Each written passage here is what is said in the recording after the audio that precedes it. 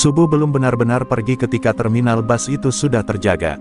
Deru mesin tua, teriakan kernet, dan bau solar bercampur dengan aroma kopi murahan. Di sudut yang nyaris tak diperhatikan siapapun, sebuah warung sembako kecil berdiri diam, seolah menolak ikut dalam hiruk-pikuk dunia di sekitarnya. Pemilik warung itu bernama Ali. Usianya masih muda, tapi wajahnya menyimpan garis-garis lelah yang tak seharusnya dimiliki pemuda seusianya. Gerakannya tenang, terlalu tenang untuk ukuran terminal yang keras.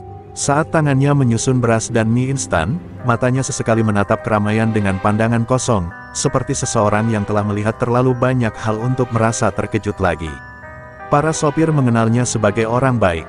Jika uang setoran habis, Ali tetap memberi rokok atau kopi tanpa banyak tanya. Kadang ia mengizinkan berhutang, hanya dengan anggukan kecil.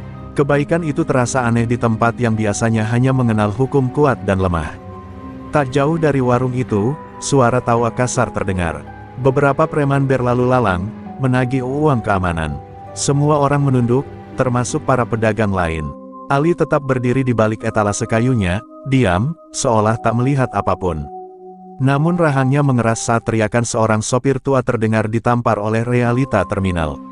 Saat mata Ali bertemu dengan pemandangan itu, ada sesuatu yang berubah. Bukan kemarahan yang meledak, melainkan keheningan yang makin dalam. Tangannya berhenti bergerak, napasnya melambat, dan dalam dadanya, sesuatu yang lama terkubur mulai berdenyut pelan, dingin dan teratur. Ali menunduk, pura-pura sibuk. Tapi di kepalanya, bayangan lain muncul. Bayangan tempat gelap, bau besi, dan suara yang tak pernah benar-benar hilang. Ia menelan ludah, seolah menahan sesuatu agar tak bangkit ke permukaan. Terminal terus hidup, tak peduli dengan kegelisahan seorang pemilik warung kecil. Bus datang dan pergi, uang berpindah tangan, ketidakadilan berulang seperti rutinitas harian. Tak ada yang menyadari bahwa di sudut terminal, sebuah keseimbangan rapuh mulai retak. Di balik warung sembako sederhana itu, Ali berdiri sendirian. Bukan sebagai pahlawan, bukan pula sebagai korban, melainkan sebagai seseorang yang pernah menjadi mimpi buruk, dan kini dipaksa menghadapi kenyataan bahwa masa lalu tak pernah benar-benar mati. Pagi merangkak naik, dan bersama cahaya matahari itu, bayangan kekuasaan Tarwo kembali merayap di setiap sudut terminal. Namanya tak pernah diucapkan dengan suara keras, tapi semua orang tahu siapa yang mengatur napas tempat itu. Setiap klakson bus, setiap langkah sopir, seolah bergerak atas izinnya. Tarwo muncul dengan langkah berat dan dada membusung, diiringi tawa kasar anak buahnya. Tubuhnya besar, penuh bekas luka lama, tanda pertarungan dan kekejaman yang telah mengantarkannya ke puncak. Matanya tajam, tapi kosong, seperti seseorang yang terlalu lama hidup dari ketakutan orang lain hingga lupa rasanya menjadi manusia. Satu persatu sopir dipanggil. Uang keamanan berpindah tangan, disertai makian dan ancaman. Ada yang gemetar, ada yang menunduk pasrah. Terminal bukan lagi tempat mencari nafkah, melainkan ladang upeti. Dan Tarwo berdiri di tengahnya seperti raja tanpa mahkota. Seorang sopir tua terlambat setor. Tangannya gemetar saat menjelaskan alasan, anaknya sakit, ongkos habis.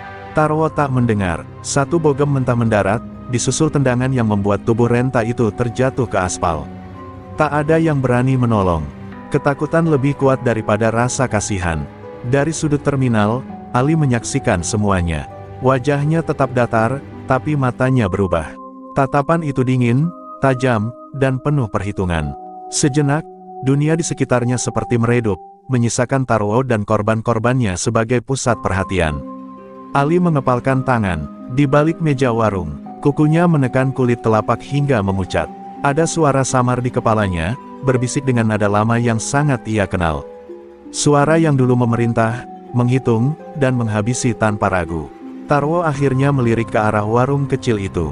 Pandangannya bertemu dengan mata Ali, hanya sesaat, tapi cukup untuk membuat senyumnya merenggang. Ada sesuatu pada pemuda itu yang tak bisa ia baca. Bukan takut, bukan tunduk, melainkan ketenangan yang terasa salah. Saat Tarwo berlalu, terminal kembali bernapas, meski dengan luka yang masih menganga. Ali menunduk, menyusun kembali barang dagangannya yang tak pernah benar-benar berantakan. Namun di dalam dirinya, satu keputusan pelan-pelan terbentuk, dan begitu keputusan itu lahir, tak ada lagi jalan untuk menguburnya kembali. Siang datang membawa panas yang menempel di kulit, membuat terminal terasa semakin sesak. Sopir-sopir kembali ke bus masing-masing dengan wajah muram, seolah pukulan pagi tadi masih menggantung di udara. Di dekat warung Ali, sopir tua yang dipukuli itu duduk terkulai, napasnya berat, matanya kosong menatap lantai. Ali mendekat perlahan. Ia membawa segelas air dan sepotong roti, meletakkannya tanpa banyak kata. Saat sopir itu menoleh, tatapan mereka bertemu, dan untuk sesaat, rasa takut di wajah tua itu mereda. Ali tak terlihat seperti orang berbahaya. Ia terlihat seperti seseorang yang mengerti penderitaan. "Terima kasih, nak," suara sopir itu serak. Tangannya gemetar saat menerima air. Ali hanya mengangguk, tapi di balik kesederhanaan itu, pikirannya berputar cepat, mengingat setiap gerakan Tarwo, setiap jarak, setiap celah yang tadi ia lihat tanpa disadari siapapun. Beberapa anak buah Tarwo melintas kembali, tertawa keras, menendang kaleng kosong di tanah. Salah satu dari mereka berhenti di depan warung Ali, menatapnya lama. "Kamu baru?" "Iya," tanyanya dengan nada meremehkan. Ali mengangkat wajahnya pelan. Tatapan itu lagi, tenang, dingin, tanpa emosi. Preman itu merasa tak nyaman, meski tak tahu alasannya. Ia mendengus dan pergi, tapi jantungnya berdetak lebih cepat dari biasanya. Ia tak sadar, instingnya baru saja memperingatkan tentang bahaya yang belum terlihat. Sore menjelang, dan terminal mulai sepi. Ali menutup sebagian warungnya, menyisakan lampu kecil yang temaram. Di balik tirai kain lusuh, ia duduk sendirian. Dari saku celananya, ia mengeluarkan buku kecil yang usang. Halamannya penuh coretan simbol dan catatan pendek, bukan catatan dagang. Ali menulis satu baris baru. Nama, waktu, tempat, tangannya tak gemetar, gerakannya presisi, seperti seseorang yang sudah sangat terbiasa dengan keputusan-keputusan final. Setelah itu, ia menutup buku tersebut rapat-rapat, seolah mengunci sesuatu yang berbahaya. Malam turun perlahan, lampu terminal menyala satu persatu, menciptakan bayangan panjang di aspal. Ali berdiri di depan warungnya, menatap kegelapan yang semakin tebal. Di dadanya, ada rasa berat, bukan ragu, melainkan kesadaran bahwa ia sedang melangkah kembali ke jalan yang pernah ia tinggalkan. Di sudut terminal yang mulai sunyi, Ali menarik napas panjang. Masa lalunya bergerak mendekat, tak lagi bisa dihindari. Dan tanpa seorang pun menyadarinya, langkah pertama menuju tumbangnya sang raja preman baru saja dimulai. Malam semakin larut ketika terminal akhirnya kehilangan suaranya. Mesin bus berhenti meraung, kios-kios menutup pintu, dan hanya lampu-lampu tinggi yang menyisakan cahaya pucat di atas aspal. Ali masih berdiri di depan warungnya, seolah menunggu sesuatu yang hanya ia sendiri yang tahu. Angin malam membawa bau besi dan debu. Di kejauhan, langkah kaki terdengar, dua orang anak buah Tarwo berpatroli sambil merokok. Tawa mereka pecah sesekali, penuh rasa berkuasa. Mereka tak sadar bahwa setiap langkah mereka sedang dihitung. Bukan oleh kamera, bukan oleh hukum, melainkan oleh sepasang mata yang tenang dari balik bayangan. Ali mematikan lampu warungnya. Gelap menelan sudut terminal itu, menyisakan siluet tubuhnya yang menyatu dengan malam. Nafasnya teratur, pikirannya jernih. Ia tak membawa senjata yang terlihat. Ia hanya membawa ingatan, tentang bagaimana mendekat tanpa suara, tentang kapan harus bergerak, dan kapan harus menunggu. Salah satu preman berhenti, merasa ada sesuatu yang salah. Ia menoleh ke arah warung Ali yang kini gelap. "Tadi lampunya nyala, kan?" gumamnya. Temannya mengangkat bahu, meremehkan. Di terminal ini, rasa waspada sering kalah oleh kesombongan. Ali bergerak, langkahnya ringan, hampir tak menyentuh tanah. Dalam sekejap, jarak itu terpangkas. Tidak ada teriakan, tidak ada perlawanan panjang, hanya suara nafas tercekik yang segera hilang di telan malam. Beberapa menit kemudian, terminal kembali sunyi. Satu tubuh tergeletak di balik deretan bus, tersembunyi dari pandangan. Tak ada darah yang mengalir kemana-mana. Tak ada jejak panik. Semuanya dilakukan dengan ketelitian yang lahir dari pengalaman kelam. Ali berdiri menatap hasil perbuatannya. Wajahnya kosong, bukan puas, bukan menyesal. Ia berlutut sejenak, menutup mata, seolah memberi penghormatan pada sesuatu yang tak pernah ia banggakan. "Ini yang terakhir," bisiknya, sebuah kebohongan kecil yang bahkan ia sendiri belum yakin. Saat ia kembali ke warungnya dan menyalakan lampu kecil itu lagi, dunia tampak sama seperti sebelumnya. Namun sesungguhnya, keseimbangan telah bergeser. Satu anak buah Tarwo tak akan pernah kembali, dan di balik ketenangan terminal, bayangan lama Ali telah benar-benar bangkit. Pagi datang dengan bisik-bisik yang tak biasa.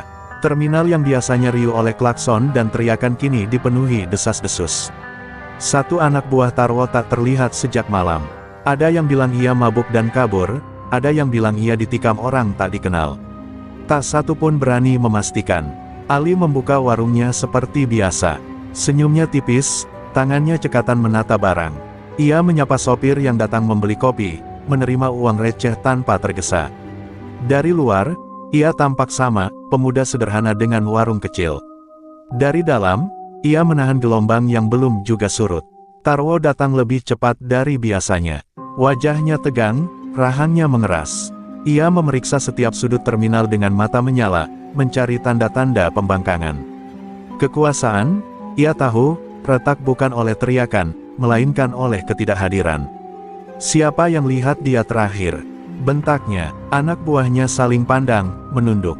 Ketakutan menjalar seperti kabut. Tak ada yang berani menunjuk malam, apalagi menunjuk sudut gelap dekat warung Ali.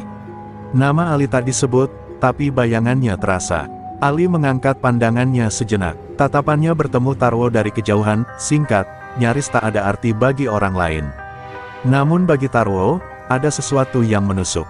Bukan ancaman, melainkan ketenangan yang tak bisa ia kendalikan. Seorang sopir muda mendekat ke warung, berbisik pelan. Katanya, semalam ada yang dengar suara aneh. Ali mengangguk, menyerahkan kopi hangat. Terminal memang aneh, jawabnya datar. Kalimat itu sederhana, namun menutup pintu pada rasa ingin tahu. Menjelang siang, kabar itu mengeras menjadi ketakutan. Anak buah Tarwo bergerak dengan gelisah, lebih sering menoleh ke belakang. Uang keamanan tetap dipungut, tapi tangan-tangan itu kini gemetar. Kuasa yang dulu gagah mulai terasa rapuh. Di sela kesibukan, Ali masuk ke balik tirai warung. Ia membuka buku kecilnya, menatap baris yang ditulis semalam. Ada jeda panjang sebelum ia menutupnya kembali. Dadanya berat, bukan karena rasa bersalah, melainkan karena ia tahu ini baru awal, dan jalan pulang semakin jauh. Saat matahari condong ke barat, terminal berjalan di atas ketidakpastian. Satu hilang telah cukup untuk mengubah napas banyak orang. Dan di sudutnya, pemilik warung sembako itu berdiri tenang, menyadari bahwa bayangan yang ia lepaskan tak akan kembali ke gelap dengan mudah. Ia datang sore itu dengan langkah yang lebih berat dari biasanya. Tarwo berdiri tepat di depan warung Ali, bayangannya menutup cahaya matahari yang mulai condong. Suasana di sekitar mendadak hening, seolah terminal tahu ada sesuatu yang tak beres. Anak buah Tarwo menjaga jarak, pura-pura sibuk, namun telinga mereka tegang menangkap setiap kata. "Warungmu rame," kata Tarwo pelan, tapi nadanya mengandung perintah. Matanya menelusuri rak sembako, berhenti di wajah Ali yang tetap tenang. Tidak ada senyum. Tidak ada tunduk, hanya tatapan lurus yang membuat udara terasa lebih dingin. Ali mengangguk singkat. "Terminal memang selalu rame," jawabnya. Suaranya datar, tanpa upaya menenangkan atau menantang. Kalimat sederhana itu justru membuat Tarwo semakin curiga.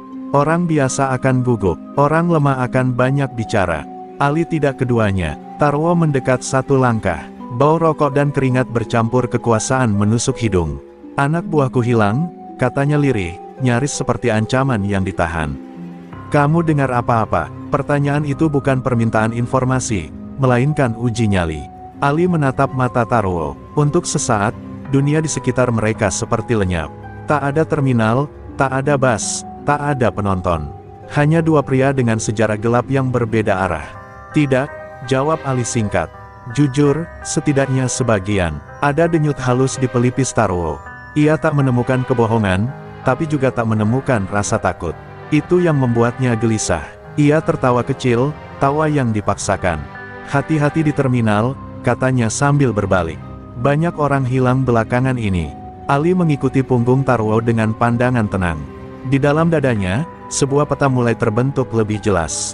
Ia telah memancing perhatian. Sekarang, setiap langkah Tarwo akan lebih terbuka, setiap geraknya lebih mudah dibaca.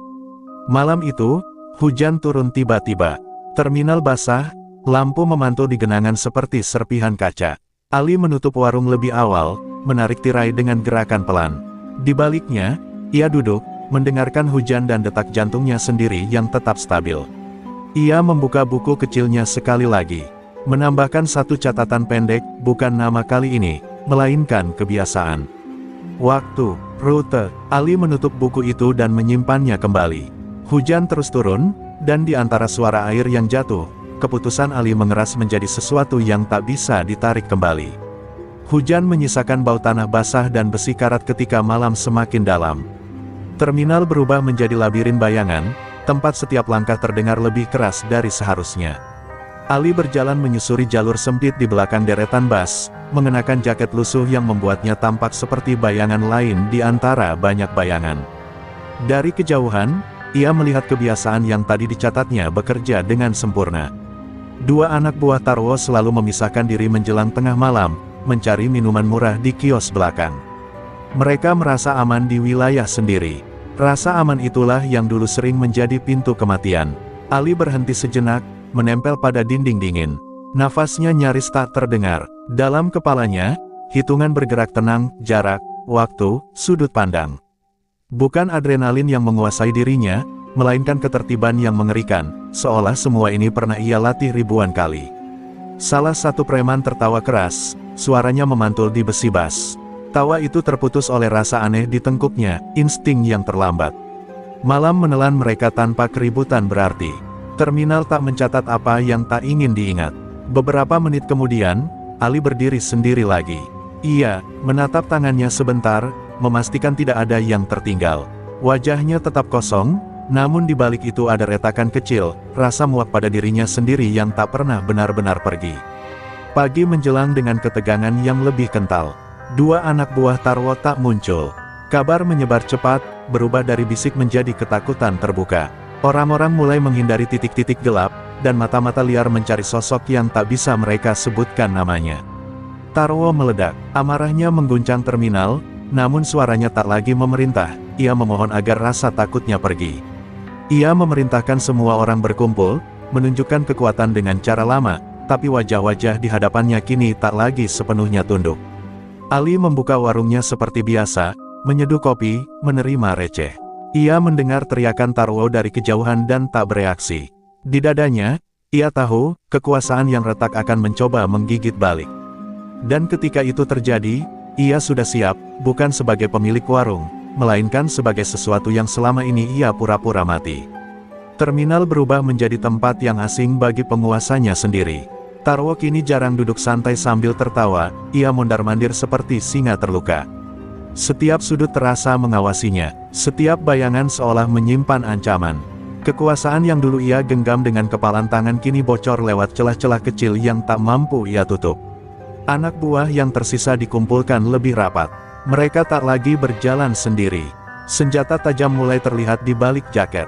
Namun justru dari mata-mata mereka terpancar ketakutan yang belum pernah Tarwo lihat sebelumnya. Ia sadar, rasa takut tak bisa dipaksa kembali dengan teriakan. Di warung sembako sudut terminal, Ali tetap menjadi Ali yang dikenal orang. Ia membantu seorang kernet menghitung receh, tertawa kecil saat seorang bocah pengamen salah menyebut merek rokok. Tapi di balik senyum tipis itu, telinganya menangkap perubahan ritme terminal, langkah yang terburu-buru, bisik yang terputus. Napas yang terlalu cepat. Seorang sopir mendekat dan berbicara lirih, nyaris bergetar. "Bang, sekarang mereka jarang minta uang." Ali berhenti sejenak, lalu menyerahkan kantong gula. "Mungkin lagi capek," jawabnya ringan. Tapi matanya tak ikut tersenyum. Ia tahu, ini bukan kelelahan. Ini adalah awal runtuh. Malamnya, Tarwo mengambil keputusan yang salah. Ia memerintahkan satu anak buahnya untuk mengikuti Ali. Bukan dengan ancaman, melainkan diam-diam. Ia ingin tahu siapa pemuda itu sebenarnya. Ia ingin celah. Ia ingin kendali kembali. Ali merasakan itu sejak langkah pertama. Ada berat di udara, irama asing yang mengikuti dari kejauhan. Ia tidak menoleh. Ia justru memperlambat langkah, membiarkan jarak mengerut dengan sendirinya. Kesalahan terbesar pemburu amatir adalah mengira mangsa tak sadar sedang diburu. Di gang sempit belakang terminal, Ali berhenti. Lampu mati separuh, hujan lama meninggalkan bau lembab. "Kalau mau bicara, keluar saja," ucap Ali pelan, nyaris ramah. Dari balik bayangan, sosok itu membeku. Ketakutan muncul sebelum perlawanan sempat dipikirkan. Tak ada teriakan yang sampai ke terminal. Hanya malam yang kembali sunyi. Ketika Ali berjalan pulang, langkahnya tetap tenang, tapi di dalam dadanya ada kepastian yang mengeras, Tarwo sudah mulai bermain langsung. Dan begitu Raja turun ke papan, permainan ini tak lagi bisa berhenti sebelum salah satu benar-benar tumbang. Keesokan harinya, terminal terasa lebih sunyi dari biasanya, seolah semua orang sepakat untuk berbicara dengan napas ditahan. Satu lagi anak buah Tarwo tak terlihat. Tak ada yang bertanya terlalu keras. Mereka yang tahu, memilih diam. Mereka yang tak tahu, mulai belajar takut. Tarwo berdiri di tengah terminal dengan wajah pucat yang tak bisa ia sembunyikan lagi. Amarahnya masih ada, tapi kini bercampur kegelisahan. Ia sadar, ini bukan lagi perlawanan kecil. Ini perburuan, dan untuk pertama kalinya, ia tak tahu siapa pemburunya. Ia memerintahkan semua anak buah yang tersisa untuk berkumpul di satu titik. Tak boleh ada yang sendirian. Tak boleh ada yang lengah. Namun perintah itu justru memperlihatkan kelemahannya. Raja yang takut kehilangan pasukannya adalah raja yang sudah mulai kalah. Di warung sembako, Ali menatap pemandangan itu sambil menyeduh kopi. Tangannya stabil, wajahnya tenang. Tapi di balik matanya, kenangan lama berdesakan, malam-malam panjang, keputusan cepat, dan keheningan setelahnya. Ia menutup mata sesaat, seperti menahan sesuatu agar tak menguasainya sepenuhnya. Seorang pedagang perempuan mendekat dengan suara pelan. "Bang Ali, terminal sekarang beda." Ali mengangguk perlahan. "Kadang yang keras harus retak dulu," jawabnya. Perempuan itu tak sepenuhnya mengerti, tapi ia merasakan ketenangan aneh dari kata-kata itu. Tarwo akhirnya memutuskan bertindak langsung. Ia datang ke warung Ali untuk kedua kalinya, kali ini tanpa basa-basi. "Kamu bukan orang sembarangan," katanya. Suaranya berat, nyaris jujur. "Aku mau tahu kamu siapa." Mata mereka kembali bertemu, dan udara menegang. Ali tak segera menjawab. Ia menatap Tarwo lama, terlalu lama untuk ukuran orang biasa. "Aku cuma jual sembako," katanya akhirnya. Jawaban itu sederhana, tapi terasa seperti ejekan halus. Tarwo mengepalkan tangan, menahan ledakan yang tak lagi ia yakini akan menang. Saat Tarwo pergi, langkahnya tak lagi mantap. Ia membawa pulang lebih banyak pertanyaan daripada jawaban. Dan di belakangnya, Ali berdiri diam, menyadari satu hal yang tak bisa dihindari lagi. Saat Raja mulai mencari wajah lawannya, akhir cerita sudah mulai menulis dirinya sendiri. Malam itu Tarwo tidak pulang ke rumahnya. Ia memilih bertahan di terminal, duduk di kantor kecil yang bau rokok dan keringat. Di luar, anak buahnya berjaga dengan mata merah dan tangan gemetar. Kekuasaan yang dulu membuatnya tertawa kini memaksanya terjaga, mendengar setiap bunyi seperti ancaman. Ali menutup warung lebih awal. Ia berjalan menyusuri terminal dengan langkah biasa, menyapa beberapa orang yang menunduk hormat tanpa sadar mengubah sikap mereka. Bukan karena tahu siapa Ali, melainkan karena rasa aman yang aneh mulai mengiringi kehadirannya. Di bawah lampu mati separuh, Ali berhenti. Ia menatap lantai aspal yang penuh noda lama, bekas ban, tumpahan minyak, dan sesuatu yang lebih tua dari ingatan banyak orang. Ia menarik napas dalam-dalam. Di tempat seperti inilah ia dulu belajar menghilang, belajar menunggu, belajar memutuskan. Tarwo mengirim pesan singkat melalui orang lain. Undangan yang terdengar seperti perintah, bertemu, bicara, selesaikan. Ali menerima tanpa jawaban. Ia tahu, raja yang mengajak bicara bukan karena ingin damai, melainkan karena takut sendirian dengan pikirannya sendiri. Pertemuan itu terjadi di gudang penyimpanan lama, di pinggir terminal. Lampu berkedip, pintu berderit. Tarwo datang dengan dua orang kepercayaannya. Ali datang sendirian. Ketimpangan itu membuat Tarwo gelisah. Ia tahu, orang yang datang sendirian biasanya sudah menghitung segalanya. "Kamu mau apa sebenarnya?" tanya Tarwo, suaranya pecah di tengah ruang kosong. Untuk pertama kalinya, pertanyaan itu terdengar jujur. Bukan ancaman, bukan gertakan. Ali menatapnya lama, seolah menimbang apakah kebenaran pantas diberikan. "Aku mau terminal berhenti berdarah," jawab Ali pelan. Kalimat itu sederhana, tapi berat. Tarwo tertawa pendek, getir. "Dunia nggak jalan begitu," katanya. Ali mengangguk kecil. "Aku tahu, makanya aku di sini." Saat Ali melangkah pergi, Tarwo tak mengejar. Ia berdiri di tempatnya, merasa lebih kecil dari sebelumnya. Di luar gudang, malam menelan langkah Ali dengan tenang, dan di dalam kepala Tarwo, Satu kesadaran pahit akhirnya muncul, musuh terbesarnya bukan pemuda itu, melainkan ketakutan yang kini ia kenal terlalu dekat. Sejak pertemuan di gudang itu, Tarwo berubah. Ia tidak lagi berteriak atau memamerkan kekuasaan. Ia justru diam, terlalu diam. Anak buahnya merasakan perbedaan itu dan ketakutan mereka tumbuh berlipat. Raja yang tak lagi percaya diri lebih menakutkan daripada raja yang brutal. Terminal seperti menahan napas. Uang keamanan tak lagi ditarik terang-terangan. Para sopir mulai berani berhenti lebih lama di warung Ali, berbicara pelan tentang harapan yang lama mati. Tidak ada yang menyebut nama Tarwo dengan lantang. Nama itu mulai kehilangan bobotnya. Ali mendengar semuanya tanpa komentar. Ia menakar waktu, membaca perubahan arah angin. Di dalam dirinya, dua suara saling bertabrakan, yang satu ingin berhenti, yang lain tahu bahwa berhenti sekarang berarti membiarkan luka kembali menganga. Ia memilih diam, karena diam adalah cara terbaik untuk menunggu kesalahan lawan. Tarwo akhirnya membuat kesalahan itu. Dalam keputusasaan, ia menghubungi jaringan lama dari luar terminal, orang-orang kasar yang tak mengenal wilayah, tak mengenal wajah. Ia ingin kekuatan mentah untuk menekan kembali rasa takut yang menggerogoti. Malam ketika mereka datang, Ali sudah tahu. Langkah-langkah asing terdengar canggung di tanah yang bukan milik mereka. Ia berdiri di sudut gelap, menyaksikan kekuasaan lama mencoba bertahan dengan cara yang paling putus asa. Benturan terjadi cepat dan sunyi. Tak ada keributan besar, hanya kekacauan singkat yang berakhir lebih cepat dari rencana Tarwo. Orang-orang bayaran itu pergi dengan luka dan ketakutan, meninggalkan Tarwo sendirian dengan kesadarannya yang runtuh. Ali berdiri beberapa meter dari Tarwo, terpisah oleh bayangan. Mereka tak saling mendekat. Tak perlu. Kebenaran sudah jelas. Tarwo kalah bukan karena dipukul, melainkan karena dunia di sekitarnya berhenti percaya padanya. Saat fajar menyentuh terminal, Tarwo duduk sendirian di bangku beton. Kekuasaan yang ia bangun bertahun-tahun ambruk tanpa upacara. Dan di sudut terminal, Ali membuka warungnya seperti biasa, tahu bahwa bab terakhir semakin dekat, dan kali ini, tak ada lagi jalan untuk menghindar. Pagi itu terasa ganjil, seperti pagi setelah badai yang tak pernah diumumkan. Terminal tetap ramai, tapi ada jarak baru di antara suara-suara.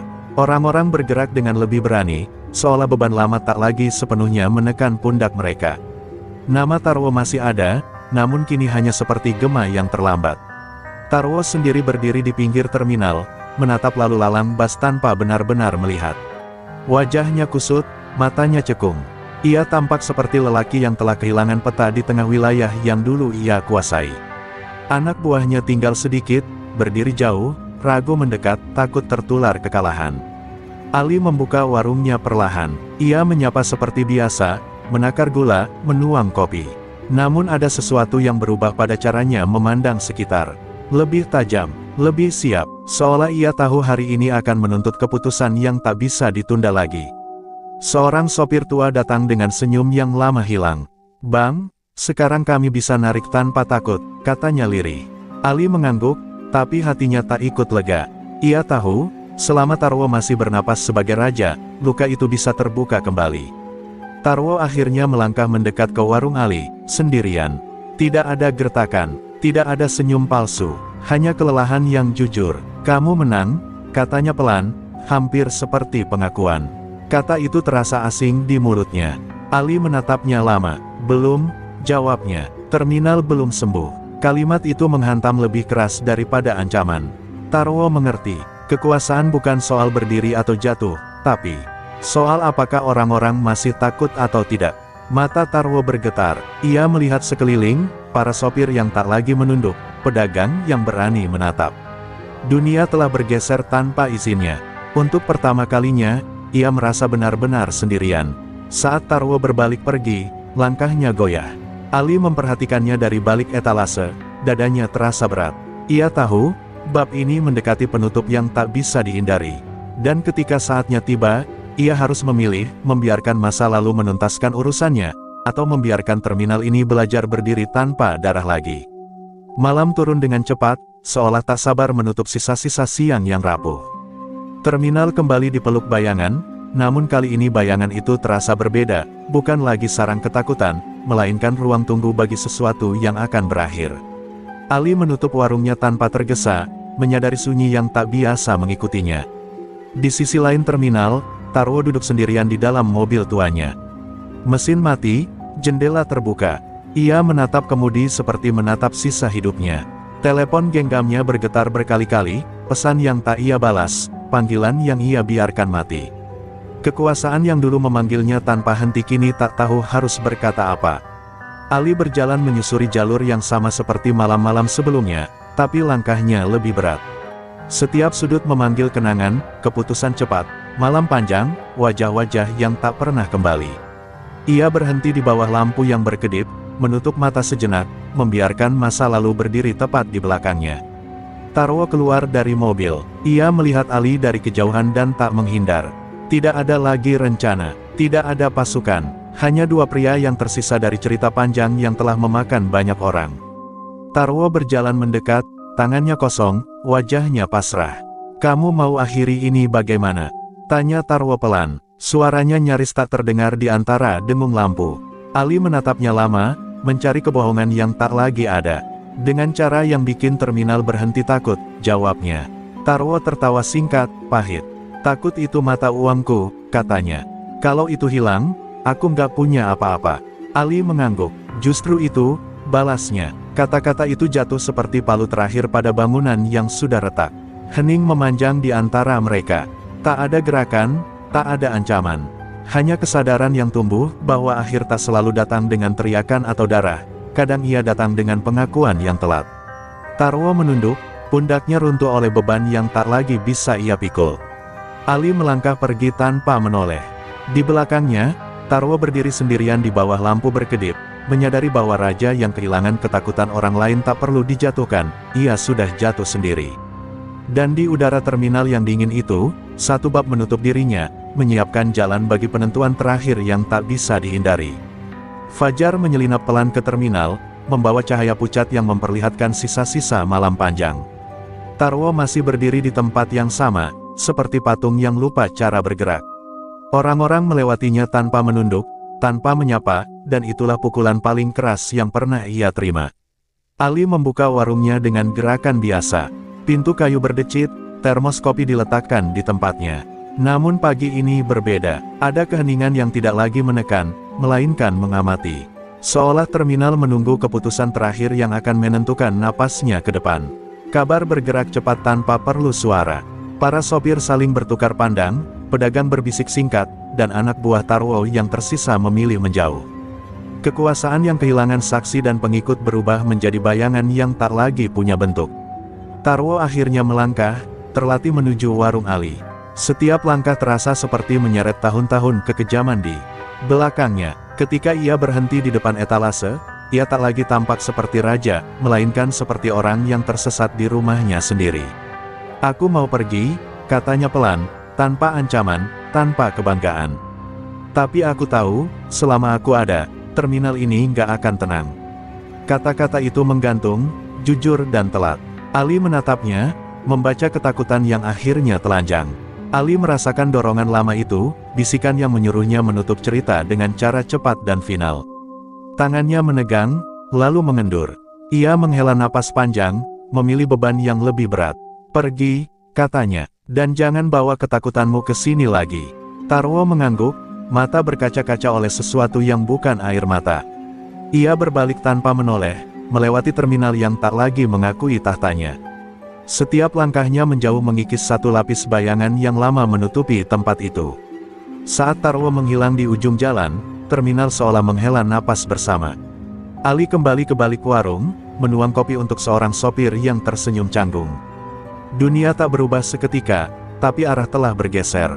Di sudut terminal, Ali berdiri tenang. Ia tahu, masa lalu tak pernah benar-benar pergi. Namun pagi itu, ia memilih untuk tidak menjadi algojo. Ia memilih menjadi penjaga, dan pilihan itu, meski paling berat, adalah akhir yang terminal ini butuhkan. Hari-hari setelah kepergian Taro berjalan seperti napas yang baru belajar tenang. Terminal tidak langsung menjadi damai, luka lama butuh waktu untuk menutup. Namun ada sesuatu yang berbeda, orang-orang mulai berdiri lebih tegak, suara tawa kecil terdengar di sela klakson, dan uang keamanan tak lagi berpindah tangan dengan tergesa. Ali tetap membuka warungnya setiap pagi. Ia menyapa siapapun yang datang, menakar beras, menghitung receh. Tapi matanya lebih sering menatap jauh, membaca pola yang tak terlihat orang lain. Ia tahu kekosongan kekuasaan selalu mengundang pengganti, dan pengganti sering datang dengan cara yang lebih kasar. Desas-desus mulai muncul, nama-nama baru disebut pelan, dari luar terminal, dari jalur lama yang dulu bersahabat dengan Tarwo. Mereka mencium peluang, mereka mendengar cerita tentang raja yang pergi tanpa pertumpahan darah, dan mengira tempat ini telah lunak. Suatu sore, dua orang asing berhenti di depan warung Ali. Pakaian mereka rapi, senyum mereka tipis. Mereka membeli rokok, mengamati sekitar dengan mata yang menimbang. Ali melayani tanpa reaksi, namun di dalam dirinya, peta lama menyala kembali, jalur masuk, titik buta, kebiasaan baru yang belum mapan. Malamnya, Ali duduk di balik tirai warung. Ia membuka buku kecilnya, menatap halaman yang lama tak disentuh. Tidak ada nama baru yang ia tulis. Hanya sebuah garis, seperti batas yang ia buat sendiri. Ia menutup buku itu dengan keputusan yang lebih berat daripada mengisinya. Keesokan pagi, Ali mengumpulkan beberapa sopir senior dan pedagang lama. Ia berbicara singkat, tanpa janji berlebihan. Kalau ada yang datang minta takut, bilang tidak, katanya. Kalau mereka memaksa, bilang ke aku. Kata-kata itu sederhana, namun memberi arah. Orang-orang mengangguk, sebagian ragu, sebagian berani. Keberanian tidak lahir sekaligus, ia menular perlahan. Terminal mulai belajar membela dirinya sendiri, dan itu membuat Ali sedikit melangkah ke belakang, tepat sejauh yang diperlukan. Saat matahari tenggelam, Ali berdiri di sudut terminal, mengamati arus manusia yang pulang dan pergi. Masa lalunya berdiri di belakangnya seperti bayangan setia, namun kali ini ia tak menoleh. Ia tahu, menjaga neraka bukan soal menguasai, melainkan memastikan api tak menyambar kemana-mana. Dan di bawah lampu yang berkedip, warung sembako kecil itu tetap menyala. Bukan sebagai simbol kekuatan, melainkan sebagai penanda bahwa ketenangan bisa dijaga tanpa mahkota, dan bahwa seseorang yang paling gelap sekalipun masih bisa memilih untuk berdiri di sisi cahaya yang rapuh. Malam kembali menutup terminal dengan cara yang berbeda. Bukan sunyi yang menekan, melainkan kewaspadaan yang matang. Di sudut-sudut gelap, langkah-langkah baru mencoba membaca wilayah, menguji denyut nadi yang baru sembuh. Mereka datang tanpa nama besar, tapi dengan niat lama, mengambil alih sebelum luka menutup sempurna. Ali merasakan perubahan itu lebih cepat dari siapapun. Ada cara orang berdiri terlalu lama tanpa tujuan, cara mata mengukur jarak, cara tangan menyentuh pinggang seolah memastikan sesuatu masih ada. Ia tidak bereaksi, ia menunggu. Menunggu adalah keahlian yang pernah menyelamatkannya, dan menghancurkannya. Sore itu, seorang pedagang kecil diperingatkan dengan ancaman halus. Bukan pukulan, hanya kata-kata yang menyiratkan masa lalu yang bisa terulang. Kabar itu sampai ke telinga Ali sebelum malam jatuh. Ia mengangguk, menenangkan si pedagang, lalu kembali ke rutinitasnya. Terminal belajar, dan Ali memastikan pelajarannya tidak sia-sia. Dua orang asing itu muncul lagi, kali ini lebih dekat. Mereka duduk di bangku beton, berbicara pelan sambil menatap warung Ali. Senyum mereka tipis, penuh perhitungan. Ali menyeduh kopi untuk pelanggan lain, tak menoleh, seolah kehadiran mereka tak layak dicatat. Saat lampu-lampu menyala dan bayangan memanjang, Ali berjalan menghampiri mereka. Tidak cepat, tidak lambat, terminal ini nggak jual takut, katanya datar. Kalimat itu jatuh tanpa ancaman, tapi cukup untuk menghentikan napas. Salah satu dari mereka terkekeh, pura-pura santai, tapi matanya berkedip ragu. Kalau kami nggak mau beli, tanya yang lain. Ali menatap mereka satu persatu. Berarti kalian salah tempat, jawabnya. Tidak ada nada tinggi, tidak ada janji kekerasan, hanya kepastian yang dingin, kepastian orang yang tahu persis apa yang akan ia lakukan jika dipaksa. Mereka pergi malam itu tanpa keributan. Tidak karena kalah, melainkan karena membaca sesuatu yang tak ingin mereka uji. Terminal kembali bernapas. Para sopir memperhatikan dari jauh, menyimpan keberanian kecil yang tumbuh menjadi kebiasaan. Ali kembali ke warungnya, menutup tirai setengah. Ia tidak merasa menang, ia merasa bertanggung jawab. Beban itu berat, lebih berat dari masa lalu yang berdarah, karena kali ini ia memilih untuk menahan diri, bukan melepaskannya. Di sudut terminal, di bawah lampu yang berkedip pelan, Ali berdiri sebagai garis terakhir. Bukan raja, bukan pahlawan, hanya seseorang yang tahu bahwa kekosongan selalu mengundang, dan bahwa menjaga ketenangan kadang berarti bersiap untuk menjadi hal yang paling tidak diinginkan, tanpa harus menjadi kejam lagi. Beberapa hari berlalu tanpa gejolak, dan justru itulah yang membuat Ali gelisah. Terminal terlalu rapi, terlalu tenang, seperti permukaan air yang menyembunyikan arus kuat di bawahnya. Ia tahu, orang-orang yang benar-benar berbahaya jarang datang dengan langkah tergesa, mereka menunggu sampai semua lengah. Kegelisahan itu terbukti saat seorang sopir muda menghilang semalaman. Bukan dipukul, bukan diancam terang-terangan. Ia hanya tak kembali setelah narik malam. Kabar itu menyebar cepat, dan ketenangan terminal kembali retak, kali ini oleh ketakutan yang lebih licik. Ali mendengarnya dari bisik-bisik yang terputus. Ia tak bereaksi di depan umum, tapi dadanya mengeras. Ini bukan gaya Taro, ini cara baru, lebih halus, lebih kejam dalam diam. Cara yang mencoba mengingatkan terminal pada rasa takut tanpa menunjukkan wajah. Ia mendatangi keluarga sopir itu secara diam-diam, mendengar cerita yang tak lengkap dan air mata yang tertahan. Di perjalanan pulang, Ali berhenti di bawah lampu jalan, menatap tangannya sendiri. Bisikan lama kembali hadir, lebih kuat dari sebelumnya. Menawarkan solusi yang cepat dan final.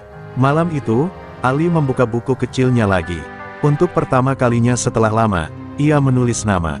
Bukan dengan amarah, melainkan dengan kelelahan yang dingin. Ia menutup buku itu perlahan, seolah menutup pintu yang ia harap tak perlu dibuka lagi. Jejak membawa Ali ke pinggir kota, ke gudang kosong yang tak terdaftar di peta terminal. Dari kejauhan, ia melihat bayangan bergerak, orang-orang yang salah mengira kebaikan sebagai kelemahan. Ali menahan langkahnya, menghitung napas, memilih cara yang paling sedikit meninggalkan luka. Ketika ia bergerak, malam menelan suaranya. Tidak ada ledakan, tidak ada kejar-kejaran. Hanya keputusan cepat dan tangan yang tahu kapan harus berhenti. Sopir muda itu ditemukan hidup, gemetar, namun selamat, ditinggalkan oleh orang-orang yang mendadak paham bahwa wilayah ini tak lagi kosong. Pagi berikutnya, terminal menyambut kabar itu dengan lega yang tertahan. Ali kembali membuka warungnya seperti biasa, menyeduh kopi, menghitung receh. Tak ada yang tahu kemana ia pergi semalam. Tak ada yang perlu tahu. Di sudut terminal, Ali berdiri dengan beban yang bertambah. Ia telah menyeberang lagi, meski hanya sejengkal. Ia tahu, setiap langkah ke belakang lebih mudah daripada bertahan di garis tipis ini. Namun untuk sementara, garis itu masih utuh, dan selama ia berdiri di sana, ketakutan tak akan kembali berkuasa. Kabar tentang sopir yang kembali hidup menyebar cepat, namun tanpa cerita lengkap. Orang-orang hanya tahu satu hal, ancaman baru itu mundur tanpa suara. Terminal kembali tenang, tapi kali ini dengan kewaspadaan yang lebih dewasa. Ketakutan tidak hilang, ia belajar duduk diam. Ali merasakan perubahan sikap orang-orang padanya. Bukan hormat yang berlebihan, bukan pula rasa takut yang memohon. Lebih seperti pengakuan sunyi, bahwa ada seseorang yang bersedia berdiri ketika yang lain memilih menunduk. Ali menerima itu tanpa senyum. Beban pengakuan sering kali lebih berat dari kebencian. Di malam yang tenang, Ali bermimpi. Bukan mimpi buruk lama, melainkan wajah-wajah yang selamat, sopir tua, pedagang kecil, kernet yang tertawa lagi. Ia terbangun dengan napas teratur, menyadari bahwa yang ia jaga kini bukan sekadar wilayah, melainkan harapan yang rapuh. Namun harapan selalu mengundang ujian. Sebuah mobil asing berhenti di pinggir terminal keesokan harinya, lebih rapi dari yang seharusnya ada di tempat seperti ini. Dua pria turun, bukan preman kasar, mereka tenang, terukur, dan terlalu sopan. Cara mereka memandang sekeliling menandakan pengalaman panjang. Mereka membeli sesuatu di warung Ali, mengobrol singkat tentang cuaca dan rute bus. Percakapan biasa yang menyimpan pesan. Ali menjawab secukupnya, membaca celah di balik kata-kata. Ini bukan pengganti Taro, ini penilai, datang untuk memastikan apakah terminal ini pantas digarap. Saat mereka pergi, Ali tak mengejar. Ia menunggu. Menunggu seringkali memaksa lawan menunjukkan niat sebenarnya. Dan niat itu datang sore harinya, lewat tawaran, pengaturan, aman, tanpa kekerasan, tanpa keributan, asal ada satu nama yang diakui sebagai penghubung. Ali menolak dengan tenang. Terminal ini sudah bisa urus dirinya, katanya. Kalimat itu sederhana, namun menutup pintu yang terbuka perlahan. Penilai itu tersenyum tipis, menyimpan penolakan sebagai catatan, bukan ancaman. Malam turun, dan Ali berdiri di sudut yang sama. Ia tahu penolakan jarang berakhir di kata-kata. Namun ia juga tahu, setiap langkah yang diambilnya kini punya alasan yang lebih kuat dari masa lalu. Ia tak lagi menjaga neraka sendirian, orang-orang mulai berdiri bersamanya. Di bawah lampu yang berkedip pelan, Ali menarik napas panjang. Bab ini belum selesai, tapi untuk pertama kalinya, ia merasakan sesuatu yang jarang ia kenal, keyakinan bahwa kekuatan sejati bukan pada tangan yang memutuskan, melainkan pada keberanian untuk berkata tidak, dan kesiapan menanggung akibatnya. Penolakan itu tidak langsung dibalas. Hari-hari berlalu dengan ketenangan yang terasa dibuat-buat, seperti senyap sebelum hujan besar. Mobil asing tak kembali, namun jejaknya tertinggal di cara orang-orang baru berdiri di sudut terminal, terlalu rapi, terlalu sabar, terlalu yakin bahwa waktu akan berpihak pada mereka. Ali merasakan tekanan itu di udara. Bukan ancaman terbuka, melainkan dorongan pelan yang menguji batas. Harga-harga tiba-tiba naik dari pemasok tertentu, rute bus tertentu dipersulit tanpa alasan jelas. Ini bukan kekerasan, ini strategi. Cara membuat orang lelah tanpa meninggalkan memar. Ia mengumpulkan sopir dan pedagang lagi, lebih banyak dari sebelumnya. Tak ada pidato panjang. Kalau ada yang naikin harga atau ngasih syarat aneh, cari yang lain. Kita tahan bareng, katanya. Kalimat itu sederhana, tapi menuntut keberanian kolektif, dan keberanian selalu meminta korban kecil. Korban itu datang cepat. Seorang pemasok memutus pasokan. Beberapa kios nyaris kosong. Keluhan muncul, ragu merayap. Ali tidak marah. Ia membuka stok simpanannya, membagi secukupnya, mencatat dengan teliti. Kepercayaan adalah mata uang baru, ia harus dijaga agar tak runtuh. Malamnya, Ali berjalan sendirian di jalur belakang terminal.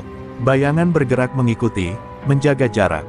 Ia membiarkan mereka melihatnya, bukan sebagai umpan, melainkan pernyataan. Ia tak bersembunyi. Ia berdiri di tempat yang sama, di waktu yang sama, menghapus ilusi kendali lawan. Pertemuan terjadi tanpa janji. Dua penilai itu muncul dari gelap, wajah tetap tenang. Kami cuma mau keteraturan, kata salah satunya.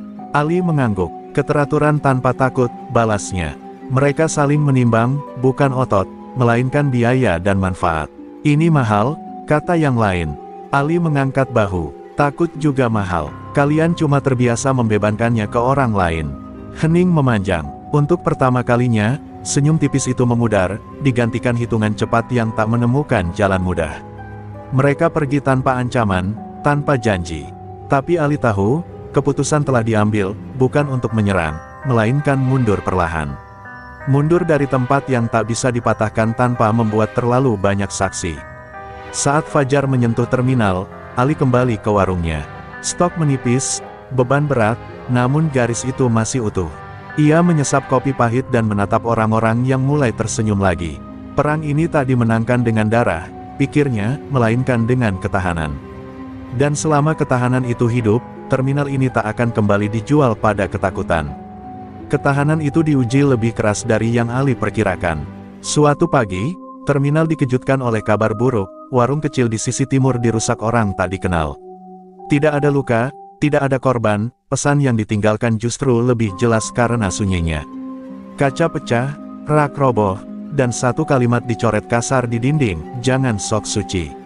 Ali datang paling awal, ia membantu membereskan puing tanpa bicara, menepuk bahu pemilik warung yang gemetar.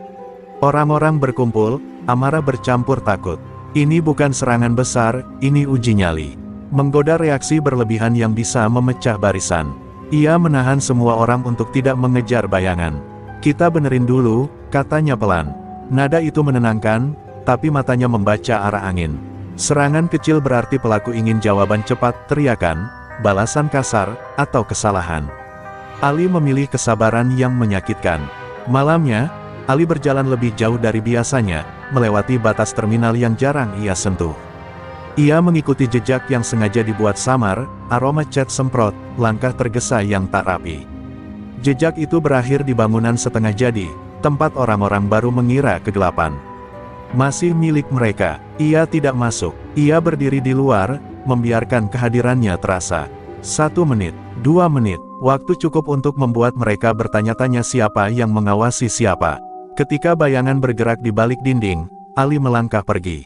Pesan sudah dikirim tanpa suara. Keesokan paginya, Warung yang dirusak dibuka kembali dengan bantuan bersama. Tidak lebih besar, tidak lebih mewah, hanya lebih ramai. Orang-orang membeli secukupnya, tinggal lebih lama, menukar cerita. Kebersamaan itu menjadi bantahan paling keras terhadap intimidasi. Ali membuka buku kecilnya, lalu menutupnya lagi. Tidak ada nama, ia menulis satu kata saja, cukup. Keputusan itu terasa berat, namun tepat. Setiap langkah lebih jauh ke gelap akan menarik lebih banyak gelap ke sini. Sore hari, mobil asing yang rapi itu melintas tanpa berhenti. Di dalamnya, dua pasang mata menilai dan melanjutkan perjalanan. Tidak ada kemenangan yang diumumkan, tidak ada penyerahan. Hanya kesepakatan sunyi bahwa biaya untuk memaksa terlalu tinggi. Saat lampu terminal menyala satu persatu, Ali berdiri di sudut yang sama, menjaga garis yang kian tegas. Ia tahu, kedamaian bukan hadiah, ia kerja harian. Dan selama orang-orang memilih berdiri bersama, masa lalunya akan tetap menjadi bayangan di belakang, bukan kompas di depan.